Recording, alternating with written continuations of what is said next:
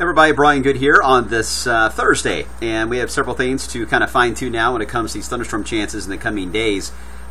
This morning, a lot of activity on the radar has been mainly to the north of us. That's where all the cloud cover is right now, and it's really cool. You can see some of the tops of the clouds.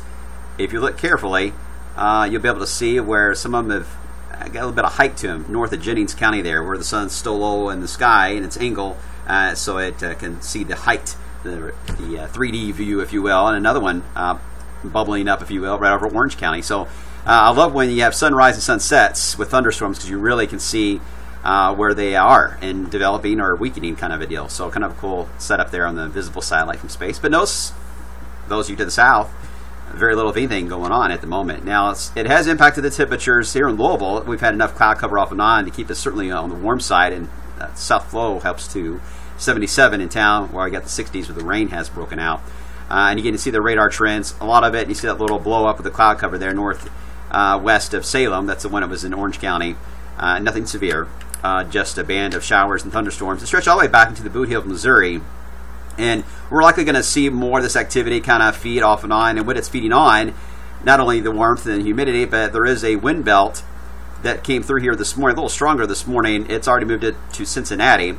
But still a decent little pocket of wind right along the Ohio River for, I would say, a few more hours that some thunderstorms can take advantage of that and get going for maybe longer than 5 minutes. Some of them have only been lasting this morning. So more downpours possible, and right along the Ohio River, it looks like, for that potential for the afternoon. Anything severe looks to be where the stronger wind fields are, where nothing's taken place yet, but that is where a little more activity in the radar will likely take place, a little more energy to work with there. For us, it's mainly a combination of instability and a bit of wind. And a lot of wind out here into Oklahoma, and it's rotating around into Kansas, snow into Colorado. All of this dynamics set up for this big outbreak of severe weather. The visible satellite, the sun's not up high enough to the plains yet, so you can see it's still dark out there, but they're getting a sunrise now. And it looks like a decent amount of heating is going to take place. Thinking about our WKU storm chasers right now in the middle of all that. Justin and Jessica and Pierce, everybody out there. Be safe, guys. Don't get too crazy and aggressive here chasing these things. This is dangerous stuff. High risk is out. Highest level you can go.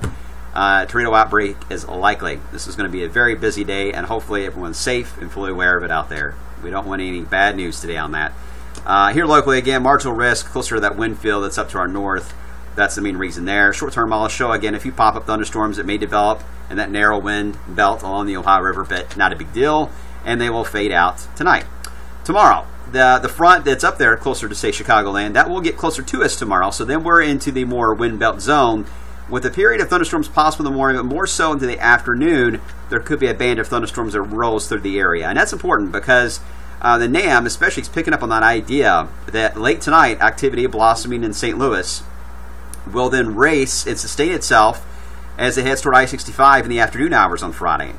If that happens, we have a lot of moisture to work with. Unstable setup here across southern areas of Indiana, northern Kentucky, so this will likely build a little more in our area. So there could be a little more organized severe weather threat, potentially, for Friday afternoon. We'll monitor that. Right now, we're in a marginal risk. Doesn't look to be the big deal, but if it can maintain itself in an organized line or fashion, then we may see ourselves enter a low-end issue of slight risk. But we'll just play it out, and we'll have to raise the rain chances too. Right now we got them at 40%, but if that looks more likely, obviously we'll change that. So just stay tuned for adjustments there on Friday afternoon. Saturday, the warm front, the one that's coming in tomorrow, gets close to us. We'll go back to the north as we head into Saturday. Now, we're going to become unstable, so our in-house model is indicating some scattering of thunderstorms that will fire up in the afternoon. Very spotty. NAM model is not as thrilled about that idea. It hints at a few little blips locally, but relatively quiet overall. In fact, it gets us near 90 degrees here in Louisville with upper 80s. And that is possible, but I really think we're going to be so unstable, and I don't see much of a cap that it won't take much to get a thunderstorm to develop. So we're going to lean on the lower side, on the temperature side, about 87, 88. And there will be a few pop-ups on the radar. That's the trend we're going with this kind of environment for Saturday afternoon. It still looks like the main rain is going to be around sunrise for Sunday. Showers and thunderstorms. The line will weaken and they may try to redevelop again in the afternoon. That's why we're not going 100% here for this rain band on Sunday, because some of you may get skipped in that weakening, regenerating process. But at the moment, it looks like there's still not going to be enough energy to be built up, instability, for there to be a bigger deal on severe weather on Sunday. So That continues to be the trend. Let's hope it stays that way.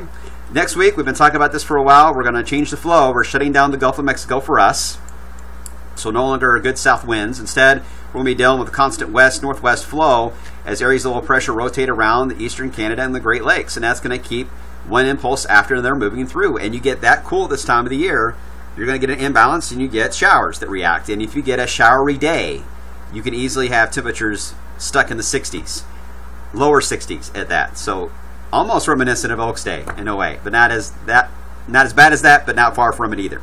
But if we get some sun breaks, boom, you jump well into the 70s. So it's going to be a back and forth forecast here for the holiday weekend. Stay tuned as we update you guys on that as we get closer in time. But at this point, plan on cooler than normal. Normal is 78, and plan on at least a small rain chance on a daily basis, and we'll get more specific in time. That's it for now, guys. Stay close to the Wave 3D's weather app. Have a good one.